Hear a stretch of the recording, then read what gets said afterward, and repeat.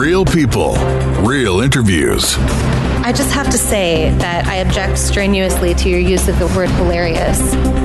Hard-hitting questions. What do you think about feminism? Do you like it? Taking you to the cutting edge of truth. Yeah, well, Last Jedi is one of the worst movies ever made, and it was very clear that Rian Johnson doesn't like Star Wars. Kyle pulls no punches. I want to ask how you're able to sleep at night. Ethan brings bone-shattering common sense from the top rope. If I may, how double dare you? This is the Babylon Bee Interview Show.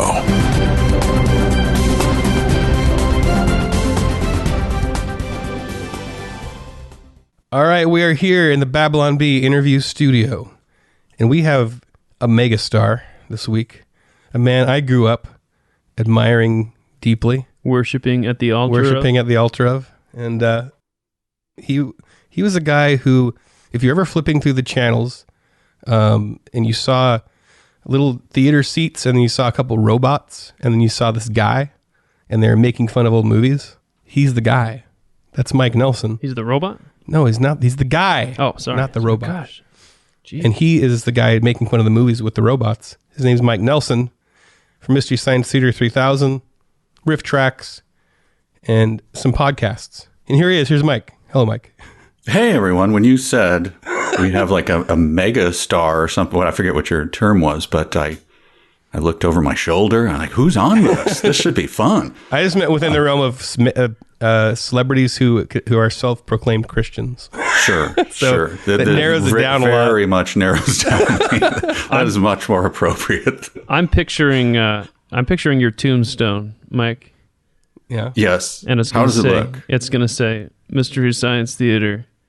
Wait, what did you say? Mystery Science Theater, RiffTrax, and a couple of podcasts. And some podcasts. And some podcasts. Yeah. There was a comedian who, I forget who did this gag, was that he wanted to be famous enough where, you know, if before he was that famous and he had his, the byline in the paper would be a comedian dies in pool of blood, that it would just be like, famous comedian dies in pool of blood. Just want to get just over that edge to get to famous enough. Mine would be obscure puppet show host, you know, killed in whatever. Maybe at least if it was like a fiery gun battle, then it would at least get to page 3 or something like that. Yeah. Well, I didn't mean to get your like the height of, because I remember I was a big Mystery Science Theater geek. Like, this is one of the few things I was a geek for. So it's really weird that we're friends now, which I should mention. Like, I fully had right. you. I had you that's on full here. disclosure. We need to have full disclosure. Full disclosures. Yeah, me right. and Mike actually. Well, it's weird. It's a weird relationship because we technically have a podcast together, but Mike's never on it anymore. When I did this special pop-up podcast the other day with Doug, is just like, are you available right now? And I just happened to be sitting there eating a sandwich. So I'm like, I guess. And it was very strange to be on the podcast that I'm technically on, but not on. So yeah, that's very good. And I was too sick. I thought we were going to cancel for the week. Right. And I'm just barely well enough to do a podcast right now. So I apologize. You do sound slightly tubercular. So tubercular? Is that something like Michelangelo says from Ninja Turtles? That's what they say. Totally tubercular, dude. Well, he did say, I don't remember if we were recording yet, but he did say he was born in the 1930s. He did say that. That's right. And that is a 1930s reference, I think. I will often revert to like old prospector talk, or talk about diseases that no longer exist, you know. Like the chilblains? You got the black toe, I see. Yeah. Okay. You're the one who taught me about the chilblains. And you discovered that's a real thing. Yeah, it's real, right? Yeah. Chilblains, that's very ancient. I was referring to my, it's kind of warm here in Minnesota, which is rare for early March. And my grandma used to say when warm in the middle of winter, she'd go, well, open winter, open graves. Like, what? Wow, that's like dark. People die when it gets dark, when it gets warm in these cold. Oh, yeah. So it's like people don't resurrect. No. It just means that they're gonna be digging graves because people die. And she was not normally a very she was a pretty happy person, but that one took me. She was. She was not. Not a big Trent Reznor fan. That reminds me of It reminds me of the great line from Chris Farley's excellent movie, Almost Heroes, where he says some old saying, "Whitewater in the morning." What? That's it. Is that perhaps a reason why that movie is fairly obscure? I've never heard of it. That's it. Yeah, it was like Chris Farley's That was the last movie, right? Oh, wow. I thought it was pretty good. It came out like after he died, I think. It got panned. Yeah. But I thought it was hilarious. Isn't that mean to pan a movie after a guy dies? Come on. Yeah, that does mean they should have just 100%. They should have been in solidarity, 100% Rotten Tomatoes. Yeah. Yeah, you're not supposed to. I mean, yeah. Never speak ill of the dead. Never speak ill of the dead movies either, I think, is a rule. Yeah. So, Mike, where do you get your ideas? You should explain, because Kyle's a youngin' and a very sheltered youngin'. So he's 12. Like, I don't know where I got the number 12. He's like, let me explain much younger than me. My relation to Mystery Science Theater. And it's basically not. There's nothing at all. Non-existent. Well, I recently, like within the last year or two, I had heard, Ethan had been raving and saying, he's got his little altar to Mike Nelson here in the office. And slobbering and digging at my boils with pottery. Every morning he bows in your direction, Yes, I require it. Thank you. You're ruining our friendship. Making it awkward. No, I had heard, this was good, and so I turned it on. And I don't know. You have to pick the right episode. Right. So I go on Netflix and I didn't understand what was happening. And it seemed like maybe I jumped in the middle of something. Like I didn't. And then my wife, her taste is completely different than mine. Uh-huh. So we sat down and she was like, what is this? I'm like, well, was it an episode with Mike? I think so. Because there's Joel and Mike. And she goes, what is this? Like, why are these people watching this movie? This movie is dumb. And I'm like, well, yeah, the movie's dumb. That's the point. And they're going to talk about it. And she just didn't. So we changed it to something else. So that's all. I would just say that's not a new phenomenon. Ever since I started doing it many, many years ago, that has been an attitude. And even now, when we're doing something like doing some sort of pitch to people about RiffTrax, like, hey, do you remember Mystery Science? The guys who watch a movie. And if they say no, then you just go, have a good day then, because there's nothing you can do to explain it, obviously. I mean, people who haven't heard of it who are listening right now are going, what is this? I remember being on a podcast once where there was an older gentleman who hadn't heard of it because he was an older fella. And he was like Statler and Waldorf or something. Like, what do they do? Why would you do that? Why would you sit and watch a movie? And I was on the podcast with him going, well, I mean, it's funny. Like, doesn't sound funny to me. Thanks, man. So, no, it comes from all directions. So you have nothing to worry about there. Well, now you're on a podcast where I'm insulting you, saying, I tried to watch your show, but... All right, I need to, find the right... What are some gateway episodes you'd say, Mike? I think that's what I need to know. I think Werewolf was Werewolf was a great gateway episode. Yeah, I don't know. It's been so long since I watched them, and I'm always, doing something new and purging out of the way. My kids had a little period where, when they were younger, they were trying to figure out, like, what do you do? And and we would get Shout Factory, who had been producing it, would send us sets, like, here's the new set, and I get it. And I'm not very sentimental. I don't keep anything, but my wife will throw them in a closet. So my kids discovered them and they started watching, and they laughed. And so that was the only time I'd ever see anything I ever done. And so it's hard for me, but maybe Merlin's Shop of Mystical Wonders? Does that resonate with you at all? That's like an 80s movie, I remember. Ernest Borgnine. Yeah. So that should sit well with you, huh, Kyle? Ernest Borgnine, huh? For the kids? All right. Yeah. We should do some Christian rapture fiction. Some Kirk Cameron movies. Have you done any of those before? No, although I did at a live podcast for one of my with the pastor. I do a podcast with a pastor, just sort of basic apologetics. We did live Christian Mingle. Selected things from that. Are you aware of that movie? Well, it's a movie. I know it's a website. Yeah, it's a movie. No, it's a movie based on the website. Wow. Like when you and I we wrote that movie pitch about a Christian dating site or something. And this is our they said Christian. We were trying to make fun of it. Yeah. Wait, they brought it up? Yeah. People were aware of Christian Mingle? I thought I was the only one who ever saw it. That's amazing. I had heard of it. It's that same girl who's in all the Christian movies now. Lacey Chabert, I believe is her name. She like rules. There's a stable of actors and actresses on the. Oh, I'm sorry, they're all actors now. See, I just showed that I'm from the 30s by saying, wow, man, that is bad. The actors on the Hallmark Channel. There's like a stable of them, and they just rotate them through. Like you're a person you're a princess who has amnesia who gets caught in a small town. You're a guy who owns his father's company, but she doesn't know, and they all just rotate in these roles like it's Commedia dell'arte. Again, for the kids, Commedia dell'arte. Do you call the flight attendants stewardesses? I do. When me and Joe Biden. Oh wait, he doesn't fly. He takes the train. What am I saying? Smoking on the airplane? Yeah, I smoke and stewardess. I'm going to have to ask you to put that out, sir. Remember, I flew at a time where they still had the ashtrays in the seat or in the armrests. Wow. Remember that because they didn't get rid of them all immediately. Yeah. There were still a few planes where it's like, wow. It's weird. Can you imagine sitting next to a guy just chain smoking his way through a pack? That's my life. Every day because I have to work next to Ethan. But it's do you go into a smoking lair with him? It's a pack of cigars, but yeah. But at the cigar shop, I don't smoke in the office. Like people smoke a pack of cigarettes. He has a 12 pack of cigars that he goes through. Yeah, 18 pack, whatever. I smoke 12 a day. Lights one off the other. Yeah. Yep. I just wrap them all together into one long cigar that goes across the entire room. Wait, so it's like the party sub from Subway. So what was the episode I was supposed to watch?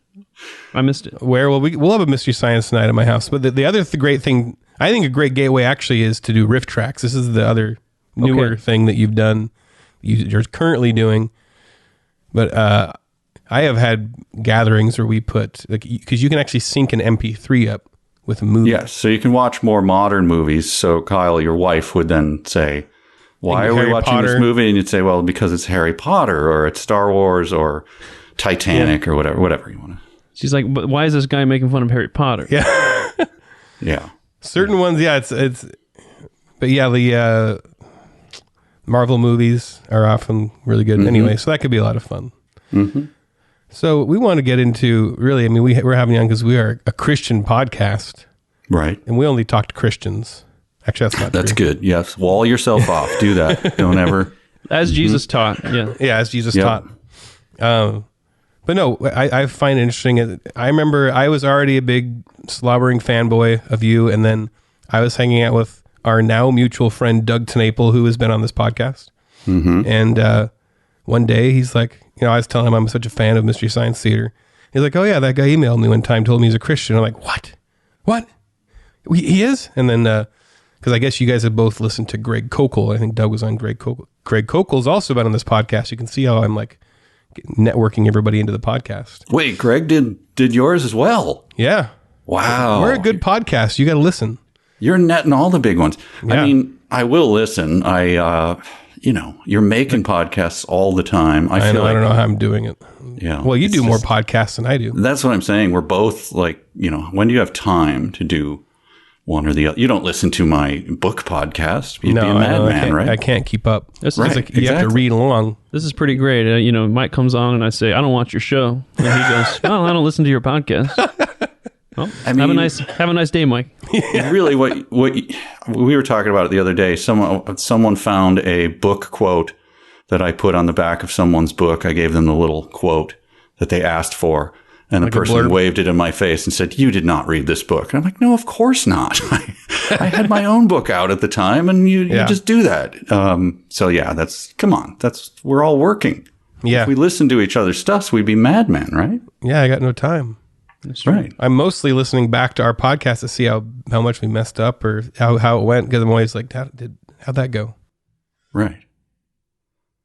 Okay, so anyway, I was fascinated by this to find out you're a Christian, and I thought at the time, I was like, I can't imagine if I was able to smoke a cigar, because Doug was a kind of a hero of mine at the time too. Like he's the only Christian I'd ever heard of in comics. So it was just already a big deal that I'd become friends with Doug TenNapel at that time. It was like, wow. So then Mike Nelson's a Christian. And I'm like, what if we could have cigars with Mike Nelson? That'd be amazing. Just one time. This would be so cool. We did it. We met up. And there was like this, I don't know if soulmate is the right word, but we were on this wavelength. We hit it off so well. That was so cool because I had the same experience, only just from the kind of the just flip it around a little bit. But like you're a huge Axe Cop fan. Well, it was all the buzz in my office. Yeah. And everyone I forgot about that. That's because you're Kevin Murphy and the guys that work with you were some of the first early adopters of Axe Cop. Yeah, everyone was talking about it in the office.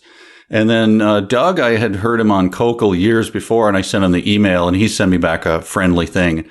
And then I think it had to be at least 8 years later before I met him. And another mutual friend I saw at Comic-Con, and he said, "Oh, wow, Mike Nelson, I've always wanted to meet you. Oh, and he said, I know Doug TenNapel." I'm like, "Oh, I'd like to meet that guy someday." And he said, "I do the Chestertons with him, so maybe you can."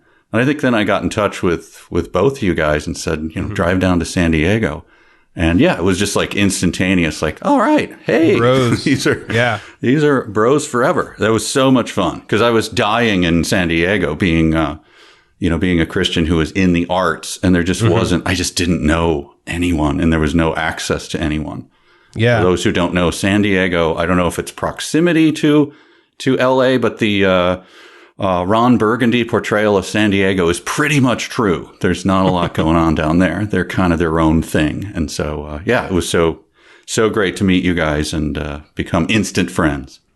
Yeah, and you were driving the 2-hour drive up from San Diego on Sundays to come join us for Chestertonians, just to have a few hours of cigars and whiskey and reading Chesterton.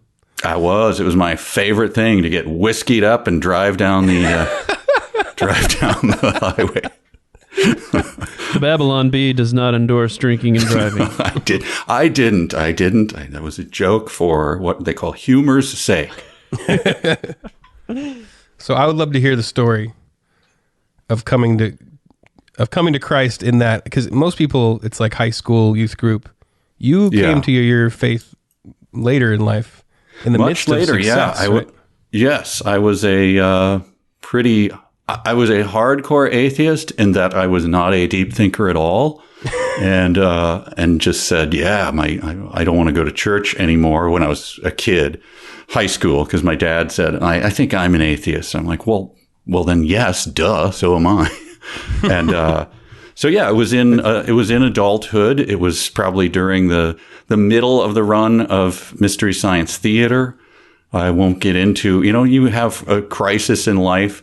I think it was about the same time my son was about the age that I was when my mother died. I don't know if that's anything that sort of triggered something in me, but I really just felt empty. Which is pretty young, right? Yes, right. It was like my mom died when I was just about 4 years old. Wow. And so I just remember, and I started getting these just massive, massive headaches, which I still have to this very day. So I did everything to try to find a solution to it. And one of them was, I'll never forget this, like a yoga thing. And the person said, just like, be alone with your thoughts and your being and yourself. And I remember going, I don't know what that is. And whatever it is, I don't like it. And so it probably was maybe a year later that I went to a therapist who was sort of, they couldn't say anything themselves, but you could kind of tell they were Christian friendly and sort of nudged me like, look into this. And then slowly, it wasn't like a lightning bolt. I just started reading more and more. And then one day I was like, oh yeah, well, I believe it. So I'm stuck with it. And that was it. And it was kind of luckily around the same time, my wife became a serious Christian as well. She was raised Catholic, but I think it was just sort of, I don't think she internalized it as much as she did after that. So it was kind of a lucky coincidence. So what were you reading? Like, what was that first, like, you went from reading whatever comedians from Minnesota read, some zine or something. Right. And you're like, oh, I think I'll read a little Mere Christianity. I did. that was my phone. Sorry. You don't even need to edit that out. It's very, it adds a nice soundtrack to this whole thing. Very whimsical. I was telling someone this story the other day about how I read something. I accidentally read a book. I think it was like a biography of Jesus by one of do you remember the Jesus Seminar? There was like, they were this group of kind of very, very liberal scholars who kind of voted on whether the Bible was real or not by putting beads into a voting thing. Red bead or the black bead or something like that. So I accidentally read something by one of those guys, and it was kind of like, Jesus is a nice guy, but come on. And so my very nascent faith was pretty much shattered. And so I was driving home one night, and I was just like despairing. Like, I thought you just kind of, he existed, but you either bought what he said or you didn't. Isn't that the deal? But apparently it wasn't, according to this book. He was just he was barely even existed at all, or he was an amalgamation of, other teachers or whatever. I don't know what his theory was, but it sort of shattered me. And so I drove home, and I went to a bookstore that was just closing, and I just walked in, and the guy said, "Sir, we're closing." I'm like, "Yeah, fine, whatever." And I just walked to the religion section, and I think that a book by C.S. Lewis called God in the Dock, which is just a collection of his, it just thrust itself into my hand, and I just I swear I don't even remember it. I just walked home in despair, or drove home in despair. Sounds like a Me Too thing. Like, you accuse that book of forcing, thrusting itself in your hand. Yes, it was without my permission. But I just sat and stayed awake all night and read it and went, oh, wow. So this is how you can think about it and how you can approach it. And then I started to kind of devour all the apologetics and theology that I could after that. So what was the effect of, you were pretty heavily into the comedy scene. Your wife's a stand-up comedian, I believe, right? Yeah, she wasn't doing, at the time, she wasn't doing as much stand-up, but she was on the show in bit parts. She wrote on the show as well for many years. So yeah, we were both firmly in the comedy camp. At the time, we were kind of perennially nominated for Emmys and, wow. Boy, this is really dating it, ACE Awards. That was back when there still was a thing for separate cable awards. And so we had to, we were going out to Hollywood and to LA a lot. So it was, it was a weird time. So how'd that impact your relationships as you suddenly are like, I don't know what, I know that it's weird already for me being in the arts. I feel so distant from everybody in general. Yeah. And, I think we had the good fortune to, both my wife and I have, I think she's cool, but she thinks that people don't think she's cool. And I have never for a single second been cool or anything at all. And so we were never kind of in with Hollywood because it was just a weird puppet show from the Midwest. So there really was no cachet for it at all. Uh-huh. And so it didn't really change things a lot with the relationship with Hollywood because we just never hung with those people. If we did, it would be with the guys from like Kids in the Hall and stuff because they're from Canada and they kind of looked around the same way we did. Like this isn't our crowd. So, but yeah, so it didn't change a lot really. Interesting. Yeah. What do you think, Kyle? I just want to remind everybody that I'm still here. And we're really good at interviewing. Ethan is going to be here for another maybe 10 minutes. How long do you have to live, Ethan? Yes. Yeah, not last much longer. It's incubating very quickly. This is like, it's the time, the cycle of this virus that's killing Ethan is like an alien. Oh, okay. Yeah. So he's going to implant you first and then he bursts, or how does it work? No, because he's been implanted. But it's incubating in his stomach right now, and any second it's going to burst out. Are you seeing like the ripples on his t-shirt? Yeah. He's always got ripples on his t-shirt though, so. Okay. It's those muscles. Those ripply muscles. I made a sci-fi reference with Mike Nelson. Look at that. Yeah, that's an obscure one. See, I don't know common if you've heard, ground, Kyle. Have you heard of this obscure movie? Right. Called Alien. Now in its 14th reboot. Yeah. Yeah. Ooh, there's that phone again. Maybe I should just turn this off. Let's do that live. 2 different rings. These are all spam calls. I should note that no one wants to talk to me except people trying to sell me cruises or whatever. I don't know. Do you run a phone bank? I do. Excuse me for 1 second. I got to try to sell a guy on a... No, all right. So now it's shut off. See, I never get called. That's why I never even think to turn off my phone. Kids, if you make a successful puppet show, you also can pay the bills by being a telemarketer during the day. Please, correction, mildly successful puppet show. Because there are puppet shows, the Muppets, Yeah, that would be. I They guess could that's buy and mega. sell me 500 million times over. That's true. That would be good for you, though. Yeah. Yeah, even Jeff Dunham could kill me in broad daylight and get away with it. I mean, let's be honest. But he would kill you with his puppets. Like, Yeah. Yes. A jalapeno on a stick. I envision him as the puppet murderer. Where that's his signature. He'd blame it on his terrorist puppet. I did tour with that fellow for a brief time, and he killed. Of course, he was the headliner, but the other comedians would sit backstage and go like, "Can you believe this guy? This guy is the worst." And now he could buy and sell us all. Of course, That's funny. We've had 2 comedians on who have had Jeff Dunham experiences. We had another guy on, Kellen Erskine. Was his extremely positive? He said he opened for him and then he killed. Like he had he killed in this huge theater. And he went back and Jeff Dunham was like, "Hey, could you wheel my cart of puppets out there for me?" And so when everybody saw it, after he went off stage, he came back slowly pulling this giant car, like dragging it onto the stage as like some kind of stagehand for Jeff Dunham. Perfect. So he became the assistant. Yeah. Yep. Did he ever make you wheel his cart of puppets? He did not. He did not. Although I will say I think I told this on one of my other podcasts, so I apologize if you listen to this and that. But that once I was... It's not a problem for me. Right. I don't consume any of your content, Mike. Exactly. You've made that perfectly clear. And likewise.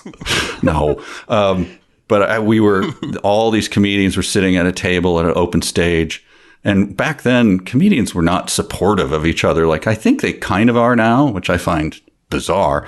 But we would just dig at each other and you're joking about how bad the person is. And there was this new guy and he did his 10 minutes and he came back, walked towards us. We're like, why is he walking right at us?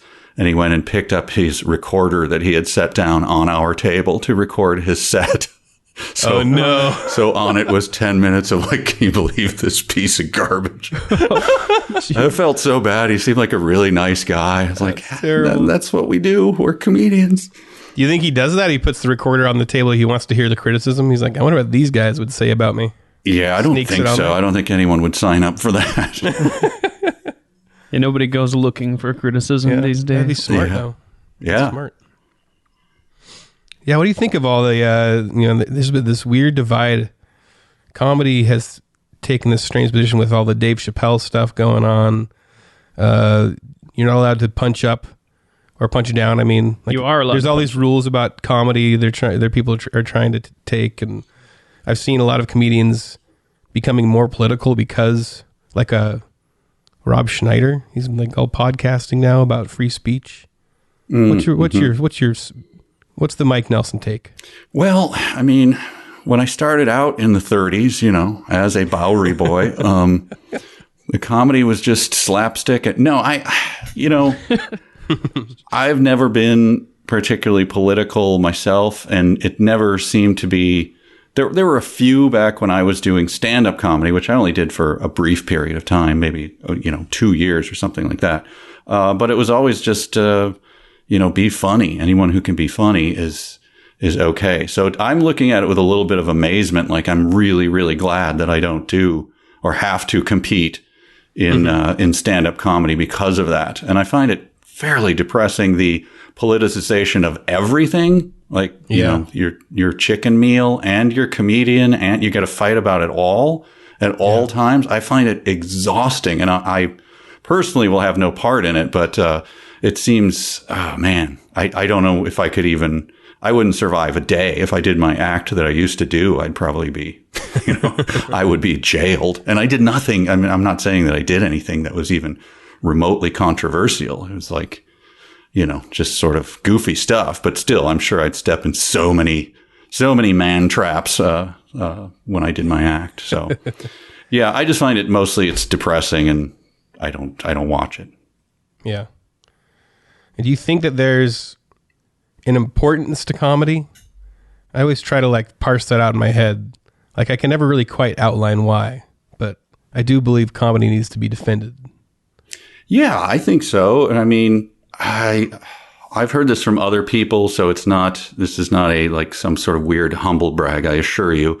I guess I can try to assure you, and you can make your own judgment. But we've constantly over the years gotten letters, very heartfelt letters and things from people and emails saying, your comedy is the only thing that I could watch with my dad. We didn't agree about anything, or my mom or my aunt, and when he died, we'd sit in his hospital room and we'd watch either RiffTrax or MST and we'd just laugh. And so thank you. And I've always just thought, well, that's a pretty good thing that we kind of take care to make it just a thing that's sort of goofy and as many people as who want to watch it. And there's no secret signaling to teams. Like it's okay to watch it if you're on this team. It's just supposed to be funny.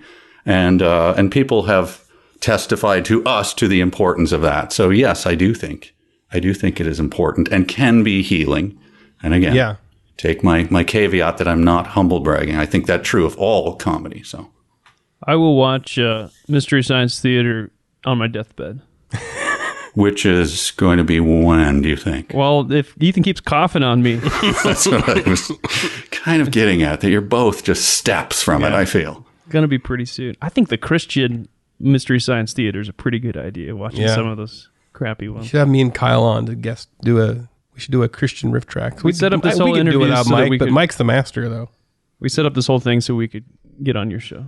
Yeah, let's do it. A show you don't even like, self-admitted, can't even watch it, and now suddenly you're angling for Kyle. a part on it, Kyle. He's all about himself. I liked it, but it's very hard for me to watch things my wife does not like because we're always sitting on the couch together watching it together.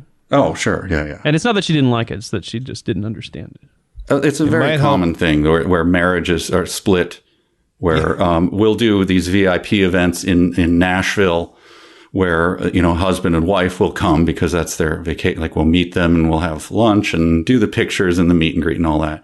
And there'll be one person and you can see immediately like, oh, they dragged that guy along or that spouse does not want to be here. And so it's always fun to sort of win them over, at least personally. Like by the end, they're like, well, I don't like what you do, but you seem like a decent chap. It's like, all right.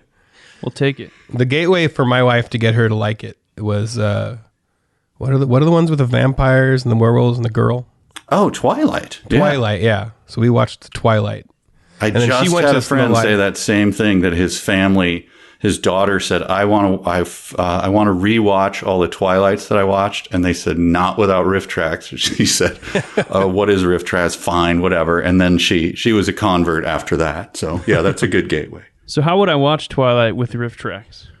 You give like the file, you give like the audio file, right? That's a good question. I'm glad you asked. You could use our handy RiffTrax app that's available for free on the site. And it automatically syncs it up with your material. Hey, Mike, if I wanted to give you money, how would I do that? I'm so glad you asked. But yeah, it's all there at RiffTrax instructions. I explained it on there. But the app is really the app is amazingly cool. Back when we were starting RiffTrax, if we had known that we could do that in the future, that would have been a boon for us, because there are a lot of people who said, I'm not going to sync up something. I don't know how to do that. And we'd say, well, it's very easy. And they'd still say, can't do it. Podcasts, I can't download a podcast. Yeah, everybody in the room, like when I would do those, because you guys do this countdown, and as soon as the logo pops up, you go, now! And then like you start the MP3 or whatever. Yeah. And then everybody in the room is trying to like tell if it's on sync. Like they're all trying to decide if you should skip back or forward, like keep it on sync. Should I go forward, backward? Yeah. We'd all feel like we were like technicians. Right. Yeah. I guess now it's all done for you. That's why I've never tried it, because I didn't know how to. I'm not very savvy at these kinds of things. So I thought you had to get like the record and drop the needle at the exact point. The hard part about it is, you do have to have a separate... Kyle and I both grew up in the 30s, I guess. Yeah. You have to have a separate audio source for the RiffTrax to be coming out of. That's what I was thinking. Okay. So you do have to put like a Bluetooth speaker or something. Is that still the case? But with your app, you could actually go to a theater and watch it, or you could be in your car or watching Netflix or whatever. I'm assuming you watch movies in your car. while you're driving. It'll come out of your phone. So That's where if I you watch want everybody else to hear it, then That's the main way that I watch movies is Right. driving. Anyway, yes, you guys should check out RiffTrax. You should check out Mystery Science Theater. I think it's on Netflix. What was the big? You did a big one on Phantom Menace. You did all the Star Wars. Yeah, but Yeah, I always hear, you got to watch the. And what's the big event coming out? You guys are doing another big theater event because to make sure people know to come out and see that if they want to. Oh, check it yeah. out. Well, we're in the middle of our Kickstarter. So we're doing, it was an old MST favorite. Speaking of favorites, Hobgoblins. We're redoing that. It's been so long. Yes, I've forgotten everything about it. So rest assured, it'll be all new jokes. And then we're doing the Amityville for Amityville 4, I think, which is like Escape from New York or Return to the Hood or something. I don't know what it is. It's about an really evil hope floor that's what lamp. it is. Yes. So that's anyway Kickstarter right now. If you want to get some of the goodies for that, We'll get the link up for that. And your podcasts, you got I can never remember the number. Trees Walking is my that's sort of my Basic Christian Apologetics podcast. Yeah. Doohickey. And then I do one on bad books, as if I don't watch enough and consume enough terrible stuff. But that is called 372 Pages We'll Never Get Back. I do that with a producer and writer from RiffTrax, Connor Listoka. That all started with Ready Player One, and you guys moved on to other ones. we've done I think 12 books. Wow. So yeah, and that's steaming along. Did you do the sequel to Ready Player One? Not the sequel, the writer's next book. Armada? Yeah. We sure did, which is amazing. The takeaway from that was Ready Player One was on people's lists of best books of the year, Time Magazine and Esquire. And that was the premise of it was Connor said to me, there was a piece of an excerpt that was being sent around, and he sent it to me and said, if I know anything on earth, I will know you hate this more than anything that has ever been created by man. And I'm like, you are absolutely right. So we read that book, and it was just terrible. I mean, like almost technically unreadable. And we made a lot of hay out of that. And then we decided, well, let's just do the follow-up for the next one. And if people like it, we'll, move to something else. But Armada it's the same book. And that book was panned by everyone. And people are going like, yeah, I guess he only had one good book in him. It's like the first book isn't good. You need to, when someone writes a second terrible book, you need to go back and reevaluate. They're both awful. They're both beyond terrible. I think the second book, he references the Book of Revelations. Oh, yes. In there. He has that like old lady Christian character or something. Yeah, and there's one in the first one who he does a sort of performative atheist screed in it that is just absolutely awful. And then the end of, no spoiler, well, this will be a spoiler because we're going to spoil this book for you. But in Armada, the conclusion of it is that he goes into a room and Neil deGrasse Tyson and Richard Dawkins and my gosh, they all save the world. That is 100% true. If I can back that up. Yep. What I love out of this is that if you ask Mike to talk about his faith, he stays pretty kind of in control of himself. But if you really want passion, have him talk about Ready Player One. That's right. There is. That is true. The energy comes out. I've often said jokingly, because this is not really true, but when people don't like my opinions on if I pan a movie or something, and they'll write me and say, I used to like you. For 20 years, I followed you, but this is too far, sir. And I would always say, man, I don't have that much passion about my faith as you do about this terrible movie that we disagree about. You can continue to watch it on your, your Blu-ray player and continue to enjoy it. And I will continue to not. What's the big deal? Well, the other podcast we should mention is Audio Mullet, even though, you might not be on a lot. But that's a podcast that me and you and Doug, in theory, do together. But it's always usually two of the three of us. This is such a prayer circle. That's such a prayer circle. You two just. Why am I even here? You I'm just throwing that in there. Throwing that in there. Good people like Mike. You're like, oh, this guy's great. Listen to the first however many episodes of Audio Mullet that he's on, and a couple other ones. I actually have listened to some Audio Mullet, and you were on one, and I was on. You were on our biggest episode. Yeah. Yeah. Yes. You were our big draw. Yeah, if you want to listen to a podcast starring me, Doug TenNapel, and Ethan Nicolle, only I'm not there, then listen to Audio Mullet. It's a great podcast. I think I've been on it more than you have. You have. You've easily lapped me on that, yes. The funny thing is all the artwork says Mike Nelson, and I have a photo of Mike that I photoshopped a mullet onto him. And every time I just start to think, I better change this artwork and just can't say Mike's not on the show anymore, you come back for an episode, and it resets it all. So I got to... You could just have is there an easily removable like stamp over my face? That I hate redoing it. It's already such a project to do artwork. I don't want to do anymore. Right. So unless you really aren't on for like 3 years, I'm going to keep it on there. Plus, it gets people to influence my decision whether to come back on or not. I think I'll just continue to do it intermittently to bug you. Yeah. All right. Well, we're going to go into the subscriber portion. I would like to talk about working with people who you don't necessarily agree with on politics, faith, stuff like that. Sure. Being in the midst of the arts and being a horrible knuckle-dragging Christian caveman. And also maybe some funny stories from, maybe you've made some celebrities mad from making fun of their movies. Or You're going to get You're going to get Ethan's favorite interview question, which is, hey, do you have anything cool to say? Yeah, you got any funny stories? Ethan has asked some very big names this question. I just go, so you got any funny stories from going out there and doing stuff? I think he asked Greg Kogel this, if I remember right. Got any cool stories? They always just mock me. And they're like, what? Everybody has a few great stories. Just tell your stories. Nobody takes me up on it. It is a good question because nobody asks that question. You say, is there a question that you always hope somebody would bring up? Yeah.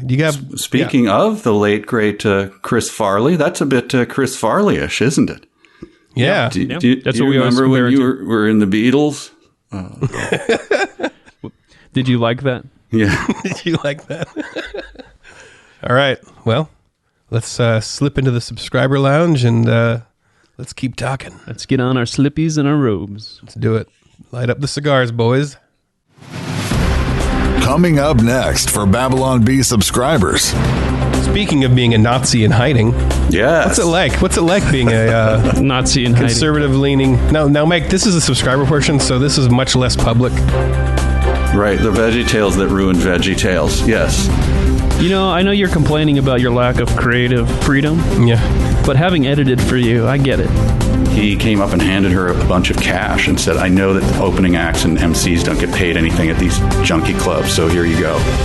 Hey, Mike, have you ever met Carmen? Enjoying this hard-hitting interview? Become a Babylon Bee subscriber to hear the rest of this conversation. Go to babylonbee.com/plans for full-length, ad-free podcasts. Kyle and Ethan would like to thank Seth Dillon for paying the bills, Adam Ford for creating their job, the other writers for tirelessly pitching headlines, the subscribers, and you, the listener. Until next time, this is Dave DeAndrea, the voice of the Babylon Bee.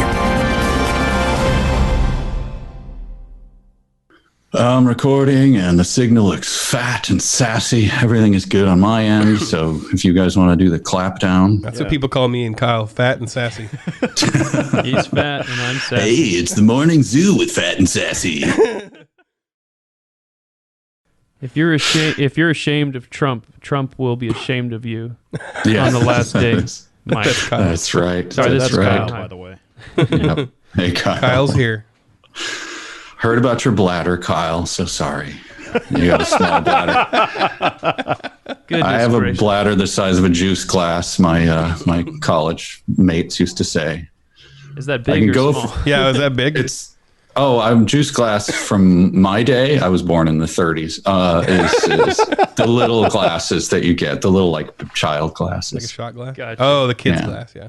Yeah, but I can hold it for a long time. But then if you break the seal, then it's like just, every 15 minutes. This is gold. This should be in the podcast. Yeah, this will all be bonus audio. Dan, put this at the end. Bladder talk. That'd be a good podcast name. Bladder Blabber. All pee stories. I can see you. I can see your logo already, Ethan.